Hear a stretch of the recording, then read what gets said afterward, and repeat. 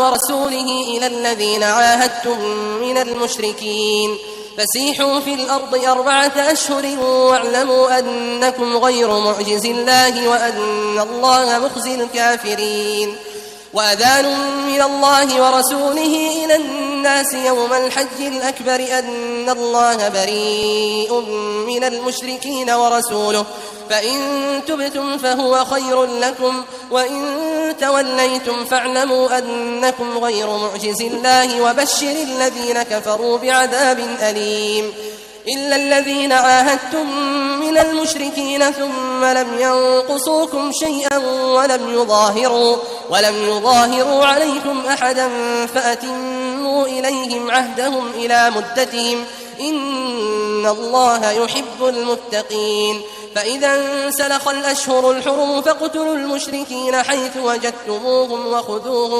وخذوهم واحصروهم واقعدوا لهم كل مرصد فإن تابوا وأقاموا الصلاة وآتوا الزكاة فخلوا سبيلهم إن الله غفور رحيم وإن أحد من المشركين استجارك فأجره حتى يسمع كلام الله ثم أبلغه مأمنه ذلك بأنهم قوم لا يعلمون كيف يكون للمشركين عهد عند الله وعند رسوله إلا الذين عاهدتم عند المسجد الحرام فما استقاموا لكم فاستقيموا لهم إن الله يحب المتقين كيف وإن يظهروا عليكم لا يرقبوا فيكم إلا ولا ذمة يرضونكم بأفواههم وتأبى قلوبهم وأكثرهم فاسقون اشتروا بآيات الله ثمنا قليلا فصدوا عن سبيله إنهم ساء ما كانوا يعملون لا يرقبون في مؤمن إلا ولا ذمة وأولئك هم المعتدون فإن تابوا وأقاموا الصلاة وآتوا الزكاة فإخوانكم في الدين ونفصل الآيات لقوم يعلمون وإن نكثوا أيمانهم من بعد عهدهم وطعنوا في دينكم فقاتلوا أئمة الكفر إنهم لا أيمان لهم لعلهم ينتهون ألا تقاتلون قوما نكثوا أيمانهم وهموا بإخراج الرسول وهم بدأوكم أول مرة أتخشونهم فالله أحق أن تخشوه إن كنتم مؤمنين قاتلوهم يعذبهم الله بأيديكم ويخزهم وينصركم عليهم ويشف صدور قوم مؤمنين ويذهب غيظ قلوبهم ويتوب الله على من يشاء والله عليم حكيم أم حسبتم أن تتركوا ولما يعلم الله الذين جاهدوا منكم ولم يتخذوا من دون الله ولا رسوله ولا المؤمنين وليجة والله خبير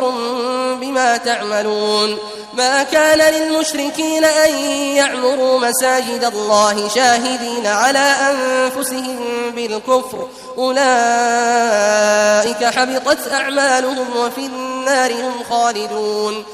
إنما يعمر مساجد الله من آمن بالله واليوم الآخر وأقام الصلاة وآتى الزكاة ولم يخش إلا الله فعسى أولئك أن يكونوا من المهتدين أجعلتم سقاية الحاج وعمارة المسجد الحرام كمن آمن بالله واليوم الآخر وجاهد في سبيل الله لا يستوون عند الله والله لا يهدي القوم الظالمين الذين آمنوا وهاجروا وجاهدوا في سبيل الله بأموالهم وأنفسهم أعظم درجة عند الله وأولئك هم الفائزون يبشرهم ربهم برحمة منه ورضوان وجنات لهم فيها نعيم مقيم خالدين فيها أبدا إن الله عنده أجر عظيم يا أيها الذين آمنوا لا تتخذوا آباءكم وإخوانكم أولياء إن استحبوا الكفر على الإيمان ومن يتولهم منكم فأولئك هم الظالمون قل إن كان آباؤكم وأبناؤكم وإخوانكم وأزواجكم وعشيرتكم وأموال اقترفتموها وتجارة تخشون كسادها ومساكن ترضونها أحب إليكم من الله ورسوله وجهاد في سبيله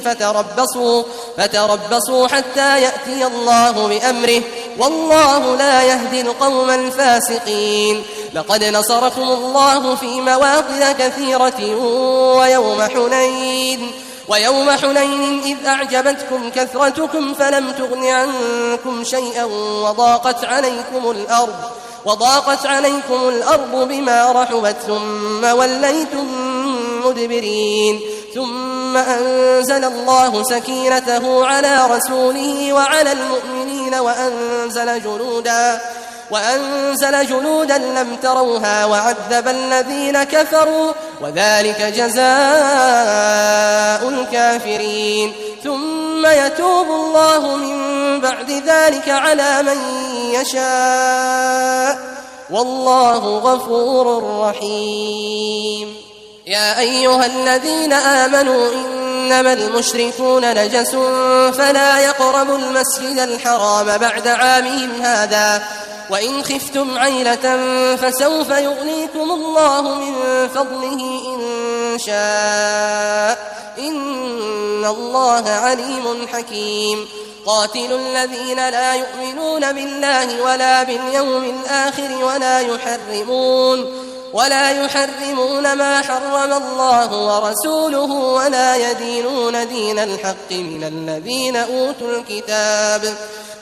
يدينون دين الحق من الذين أوتوا الكتاب حتى يعطوا الجزية عن يد وهم صاغرون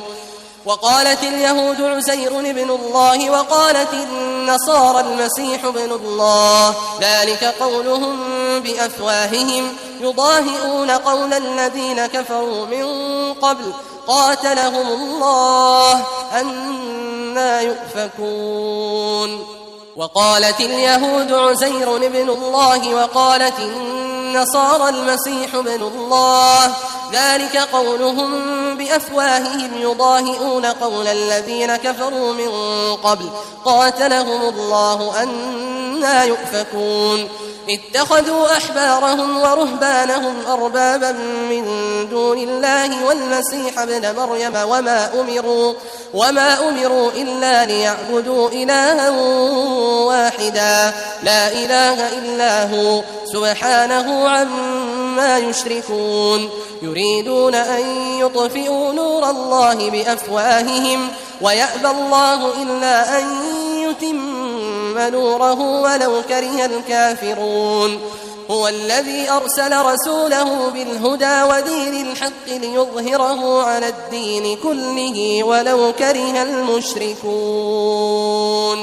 يا أيها الذين آمنوا إن كثيرا من الأحبار والرهبان ليأكلون أموال الناس بالباطل ويصدون عن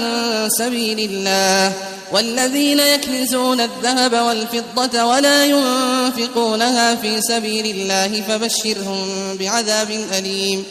يوم يحمى عليها في نار جهنم فتكوى بها جباههم وجنوبهم وظهورهم هذا ما كنزتم لأنفسكم فذوقوا ما كنتم تكنزون إن عدة الشهور عند الله 12 شهرا في كتاب الله يوم خلق السماوات والأرض منها 4 حرم ذلك الدين القيم فلا تظلموا فيهن أنفسكم وقاتلوا المشركين كافة كما يقاتلونكم كافة واعلموا أن الله مع المتقين إنما النسيء زيادة في الكفر يضل به الذين كفروا يضل به الذين كفروا يحلونه عاما ويحرمونه عاما ليواطئوا عدة ما حرم الله فيحلوا ما حرم الله زين لهم سوء أعمالهم والله لا يهدي القوم الكافرين. يا أيها الذين آمنوا ما لكم إذا قيل لكم انفروا في سبيل الله اثاقلتم إلى الأرض أرضيتم بالحياة الدنيا من الآخرة فما متاع الحياة الدنيا في الآخرة إلا قليل. إلا تنفروا يعذبكم عذابا أليما ويستبدل قوما غيركم ولا تضروه شيئا والله على كل شيء قدير. إلا تنصروه فقد نصره الله إذ أخرجه الذين كفروا ثاني اثنين إذ هما في الغار إذ يقول لصاحبه لا تحزن إن الله معنا فأنزل الله سكينته عليه وأيده بجنود لم تروها وجعل كلمة الذين كفروا السفلى وكلمة الله هي العليا والله عزيز حكيم. انفروا خفافا وثقالا وجاهدوا بأموالكم وأنفسكم في سبيل الله ذلكم خير لكم إن كنتم تعلمون. لو كان عرضا قريبا وسفرا قاصدا لاتبعوك ولكن بعدت عليهم الشقة وسيحلفون بالله لو استطعنا لخرجنا معكم يهلكون أنفسهم والله يعلم إنهم لكاذبون. عفى الله عنك لم أذنت لهم حتى يتبين لك الذين صدقوا وتعلم الكاذبين. لا يستأذنك الذين يؤمنون بالله واليوم الآخر أن يجاهدوا بأموالهم وأنفسهم والله عليم بالمتقين. إنما يستأذنك الذين لا يؤمنون بالله واليوم الآخر وارتابت قلوبهم فهم في ريبهم يترددون. ولو أرادوا الخروج لأعدوا له عدة ولكن كره الله بعاثهم فثبطهم وقيل اقعدوا مع القاعدين. لو خرجوا فيكم ما زادوكم إلا خبالا ولأوضعوا خلالكم يبغونكم الفتنة وفيكم سماعون لهم والله عليم بالظالمين. لقد ابتغوا الفتنة من قبل وقلبوا لك الأمور حتى جاء الحق وظهر أمر الله وهم كارهون. ومنهم من يقول ائذن لي ولا تفتني ألا في الفتنة سقطوا وإن جهنم لمحيطة بالكافرين. إن تصبك حسنة تسؤهم وإن تصبك مصيبة يقولوا قد أخذنا أمرنا من قبل ويتولوا وهم فرحون. قل لن يصيبنا إلا ما كتب الله لنا هو مولانا وعلى الله فليتوكل المؤمنون. قل هل تربصون بنا إلا إحدى الحسنيين ونحن نتربص بكم أن يصيبكم الله بعذاب من عنده أو بأيدينا فتربصوا إنا معكم متربصون. قل أنفقوا طوعا أو كرها لن يتقبل منكم إنكم كنتم قوما فاسقين. وما منعهم أن تقبل منهم نفقاتهم إلا أنهم كفروا بالله وبرسوله ولا يأتون الصلاة إلا وهم كسالى ولا ينفقون إلا وهم كارهون. فلا تعجبك أموالهم ولا أولادهم إنما يريد الله ليعذبهم بها في الحياة الدنيا وتزهق أنفسهم وهم كافرون. ويحلفون بالله إنهم لمنكم وما هم منكم ولكنهم قوم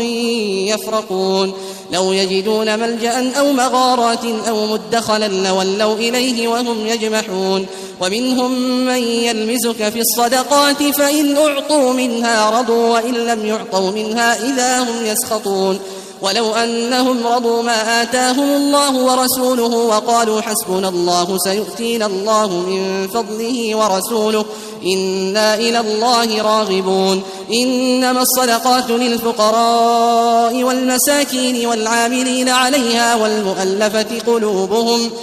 والمؤلفة قلوبهم وفي الرقاب والغارمين وفي سبيل الله وابن السبيل فريضة من الله والله عليم حكيم.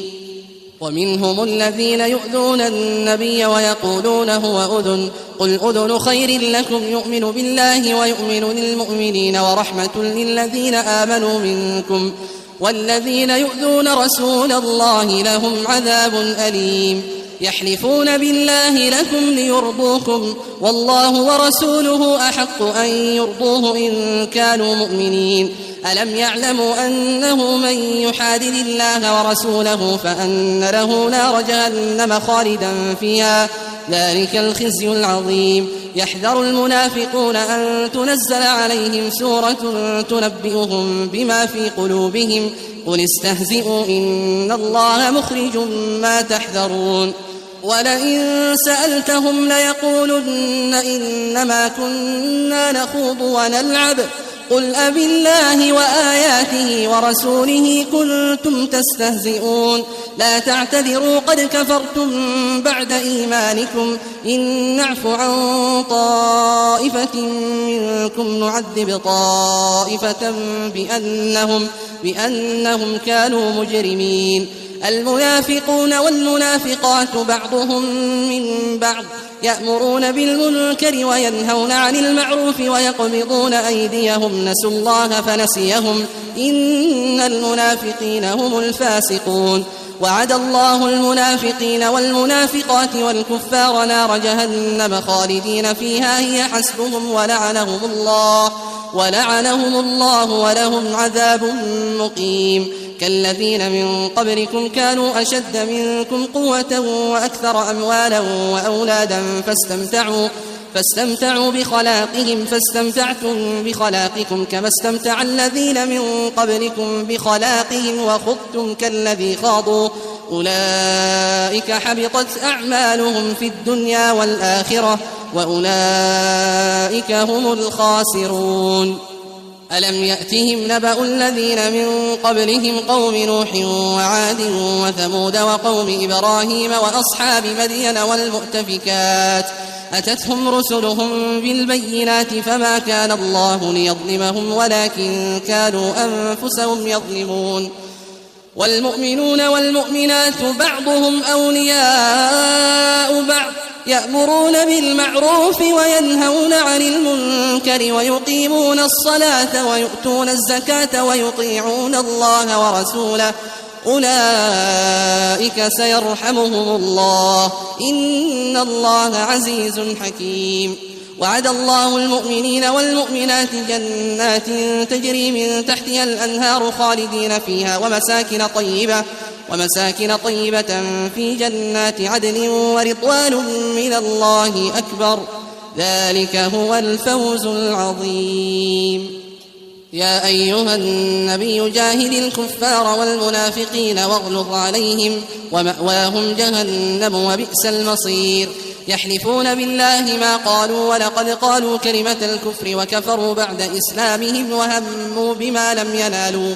وما نقموا إلا أن أغناهم الله ورسوله من فضله فإن يتوبوا يك خيرا لهم وإن يتولوا يعذبهم الله عذابا أليما في الدنيا والآخرة وما لهم في الأرض من ولي ولا نصير. ومنهم من عاهد الله لئن آتانا من فضله لنصدقن ولنكونن من الصالحين فلما آتاهم من فضله بخلوا به وتولوا وهم معرضون فأعقبهم نفاقا في قلوبهم إلى يوم يلقونه بما أخلفوا الله ما وعدوه وبما كانوا يكذبون. ألم يعلموا أن الله يعلم سرهم ونجواهم وأن الله علام الغيوب. الذين يلمزون المطوعين من المؤمنين في الصدقات والذين لا يجدون إلا جهدهم فيسخرون منهم سخر الله منهم ولهم عذاب أليم. استغفر لهم أو لا تستغفر لهم إن تستغفر لهم 70 مرة فلن يغفر الله لهم ذلك بأنهم كفروا بالله ورسوله والله لا يهدي القوم الفاسقين. فرح المخلفون بمقعدهم خلاف رسول الله وكرهوا أن يجاهدوا بأموالهم وأنفسهم في سبيل الله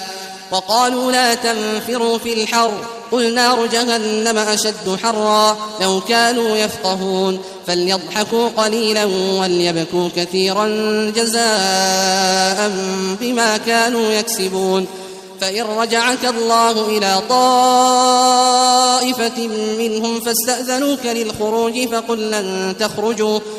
لن تخرجوا معي أبدا ولن تقاتلوا معي عدوا إنكم رضيتم بالقعود أول مرة فاقعدوا مع الخالفين ولا تصل على أحد منهم مات أبدا ولا تقم على قبره إنهم كفروا بالله ورسوله وماتوا وهم فاسقون. ولا تعجبك أموالهم وأولادهم إنما يريد الله أن يعذبهم بها في الدنيا وتزهق أنفسهم وهم كافرون. وإذا أنزلت سورة أن آمنوا بالله وجاهدوا مع رسوله استأذنك أولو الطول منهم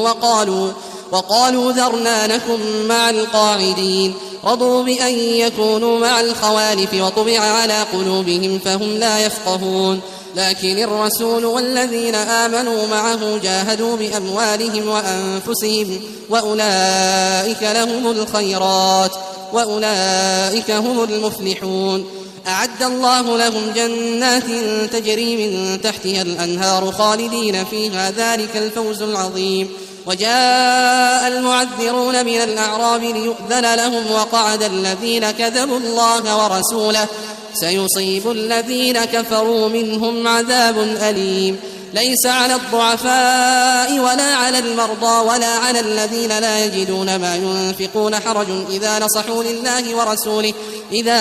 لله ورسوله ما على المحسنين من سبيل والله غفور رحيم. ولا على الذين إذا ما أتوك لتحملهم قلت لا أجد ما أحملكم عليه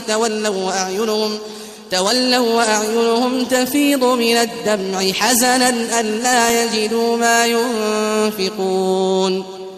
إنما السبيل على الذين يستأذنونك وهم أغنياء رضوا بأن يكونوا مع الخوالف وطبع الله على قلوبهم فهم لا يعلمون.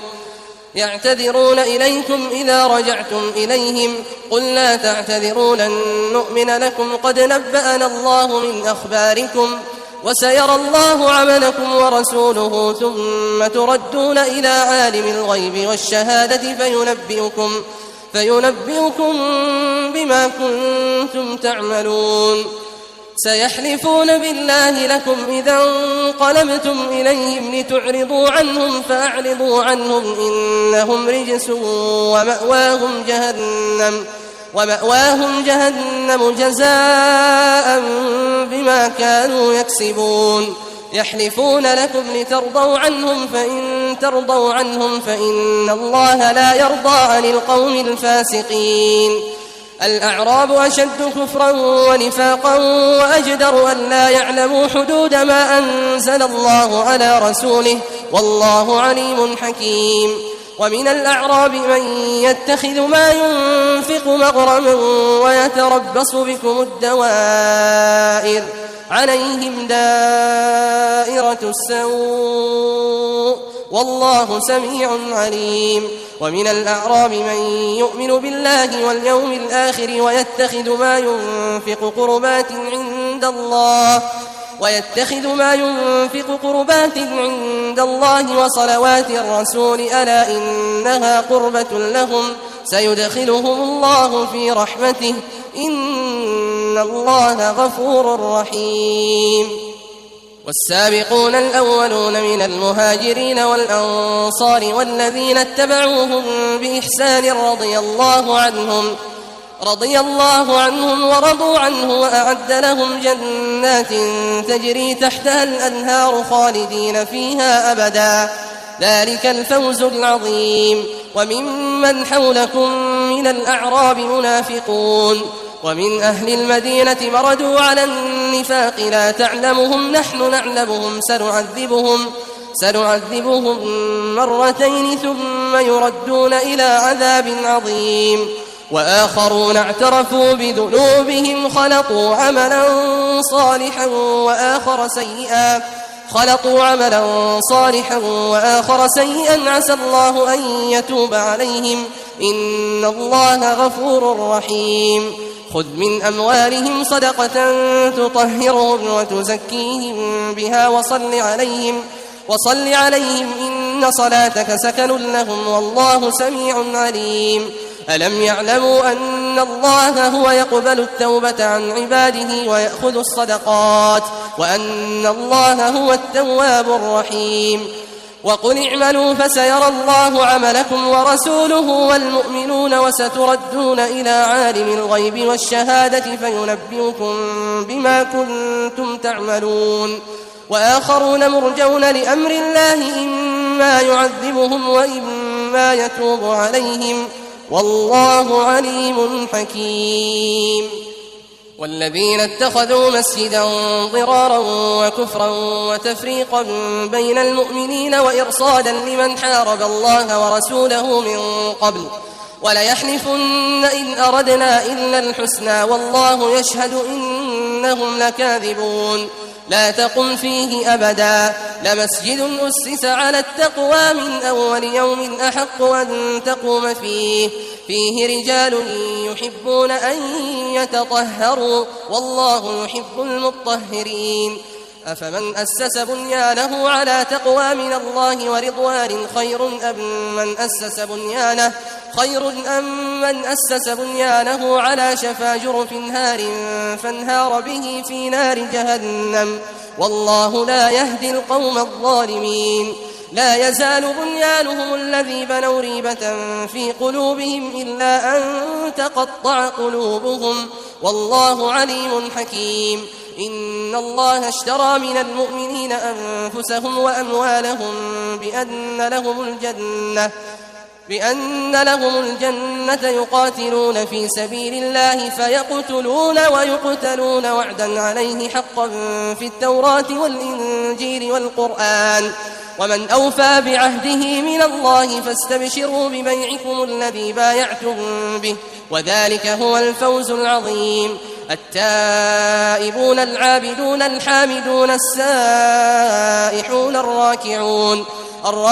الساجدون الآمرون بالمعروف والناهون عن المنكر والحافظون لحدود الله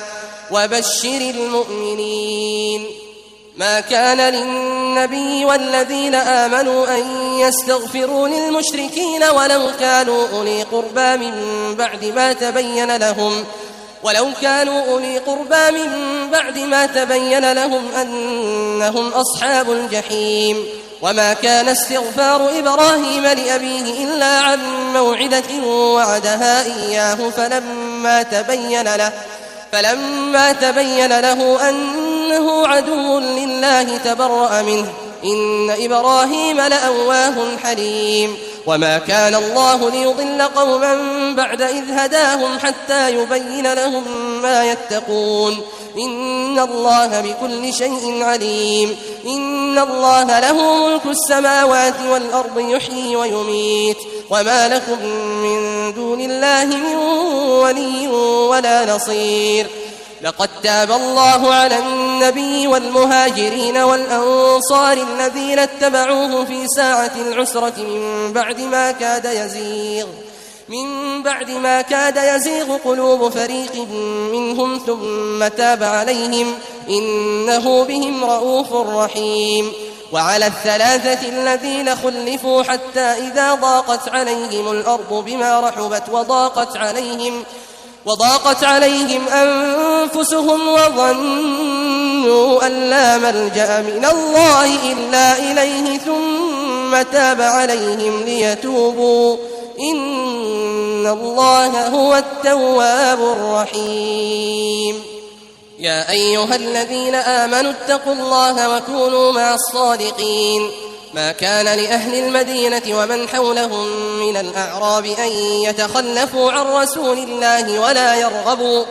ولا يرغبوا بأنفسهم عن نفسه، ذلك بأنهم لا يصيبهم ظمأ ولا نصب ولا مخمصة في سبيل الله ولا يطؤون موطئا يغيظ الكفار ولا ينالون من عدو نيلا إلا كتب لهم به عمل صالح، إن الله لا يضيع أجر المحسنين. ولا ينفقون نفقة صغيرة ولا كبيرة ولا يقطعون واديا إلا كتب لهم ليجزيهم الله أحسن ما كانوا يعملون. وما كان المؤمنون لينفروا كافة، فلولا نفر من كل فرقة منهم طائفة ليتفقهوا في الدين ولينذروا قومهم إذا رجعوا إليهم لعلهم يحذرون. يا أيها الذين آمنوا قاتلوا الذين يلونكم من الكفار وليجدوا فيكم غلظة واعلموا أن الله مع المتقين. وإذا ما أنزلت سورة فمنهم من يقول أيكم زادته هذه إيمانا، فأما الذين آمنوا فزادتهم إيمانا وهم يستبشرون، وأما الذين في قلوبهم مرض فزادتهم رجسا إلى رجسهم وماتوا وهم كافرون.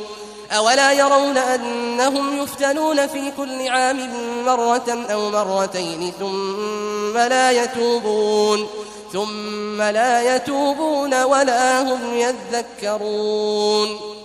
وإذا ما أنزلت سورة نظر بعضهم إلى بعض هل يراكم من أحد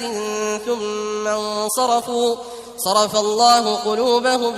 بأنهم قوم لا يفقهون. لقد جاءكم رسول من أنفسكم عزيز عليه ما